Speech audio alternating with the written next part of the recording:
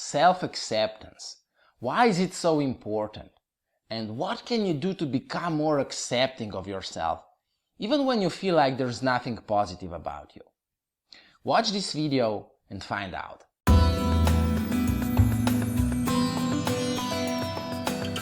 Hey, it's Andres Sossi, and I just wanted to give you a quick tip on how to become more accepting of yourself. There was a time when I really hated myself. I felt like I didn't belong to this world. I was fat. I was actually the third heaviest kid in high school, and everyone made fun of me because of that. And wearing glasses didn't help either. People called me names like Four Eyes and Fatso, and this put a huge dent on my self-esteem. It made it even more difficult to accept myself. And quite frankly, I was unable to. Even when I wanted to, there was always someone reminding me that I was fat and ugly.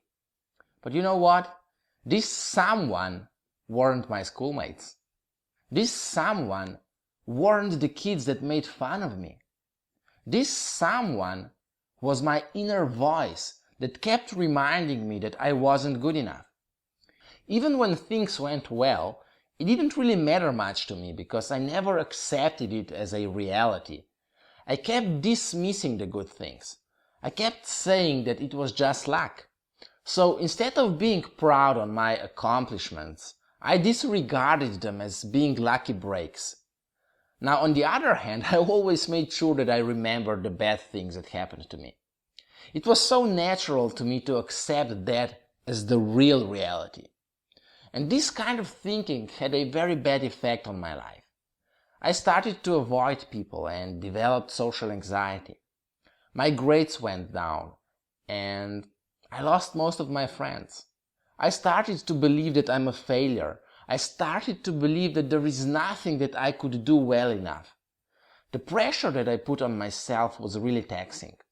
And eventually I stopped doing new things because I was too afraid that I would fail.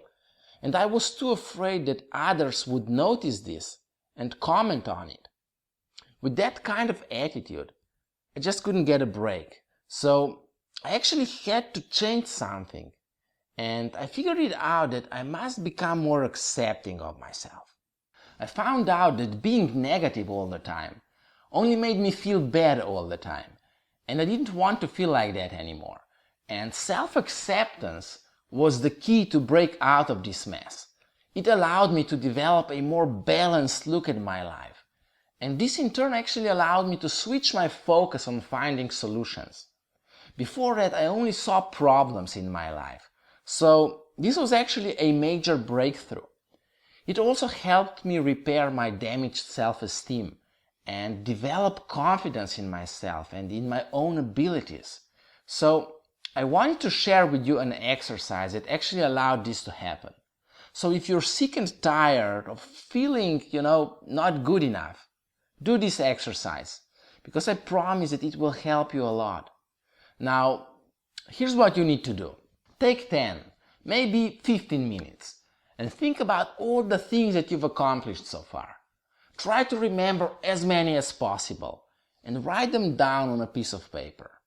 Don't take this too lightly and don't just do it in your head. You really need to write it down, because this list of your accomplishments actually holds the key to your self-acceptance and better self-esteem. Now, you might struggle to bring things to mind. That's because when you have low self-esteem, you have a tendency to only pay attention to negative things that actually confirm your negative view of yourself. You rarely pay attention to positive outcomes and positive comments from other people. But there are many positives in your life. You just need to pay attention to these things, and acknowledge them. Accept the fact that your life is not comprised of negatives only. So, if you need more than 10 minutes to find the positives, then make it so. Take 30 minutes if you need to. Then take a break and come back to this exercise again and write down even more positives. Now, if you think that there is nothing worth mentioning, give yourself a break, because you're being too harsh on yourself. You don't have to be a rocket scientist to be proud of yourself. And you don't have to be the best at anything in order to feel worthy.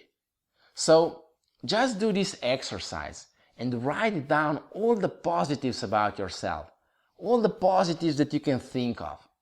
And here's the key to make this work for you.